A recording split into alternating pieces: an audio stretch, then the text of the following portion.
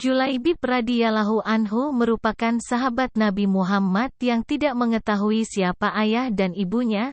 Tampilan fisik Julaibib yang kerdil, pendek dan lusuh membuat ia jarang didekati orang sekitar. Kehidupan sehari-hari Julaibib penuh haru. Ia tidak memiliki tempat tinggal untuk berteduh, tidur hanya berbantalkan tangan, beralaskan pasir serta batu. Meski demikian, Rasulullah tetap menyayanginya. Suatu ketika Rasulullah menghampiri Julaibib.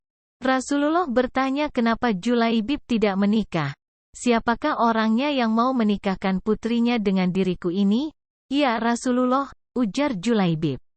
Meminang gadis Ansar. Selama 3 kali dalam 3 hari berturut-turut Rasulullah bertanya hal yang sama kepada Julaibib.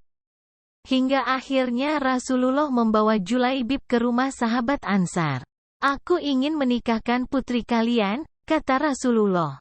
Ya Rasulullah, saya harus meminta pertimbangan istri saya tentang hal ini, ucapnya. Sempat terjadi percekcokan antara ayah dan ibu sang gadis.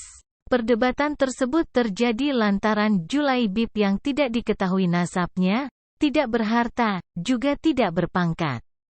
Perdebatan itu rupanya terdengar oleh sang gadis. Kemudian ia diceritakan oleh orang tuanya terkait pinangan Julaibib atas tawaran Rasulullah. Apakah kalian hendak menolak permintaan Rasulullah? Demi Allah, kirim aku padanya, kata sang gadis. Kemudian ia membacakan Al-Quran Surah Al-Ahzab ayat 36 yang artinya sebagai berikut. Dan tidaklah pantas bagi laki-laki yang mukmin dan perempuan yang mukmin, apabila Allah dan Rasul-Nya telah menetapkan suatu ketetapan. Akan ada pilihan yang lain bagi mereka tentang urusan mereka. Dan barang siapa mendurhakai Allah dan Rasul-Nya, maka sungguh, dia telah tersesat dengan kesesatan yang nyata. Gadis itu menemui Rasulullah SAW. Ia menyatakan setuju untuk dipinang oleh Julaibib. Sungguh, gadis itu tidak melihat bentuk rupa calon suaminya, tapi ia mengikuti Rasul-Nya. Rasulullah SAW kemudian berdoa untuk gadis itu, Ya Allah, limpahkanlah kebaikan atasnya, dalam kelimpahan yang penuh berkah. Jangan kau jadikan hidupnya payah dan bermasalah, demikian doanya.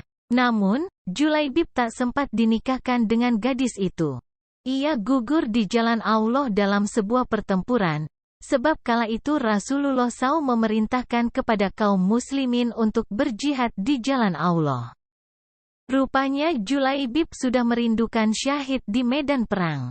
Di dunia memang belum sempat memperistri wanita salehah, tapi kehadirannya sudah dinantikan oleh bidadari surga. Sementara itu, gadis yang ditinggal oleh calon suaminya menjadi orang kaya di kalangan kaum Ansar. Tentu saja ini tidak terlepas dari doa Rasulullah yang pernah diucapkan untuk gadis itu. Wallahu alam.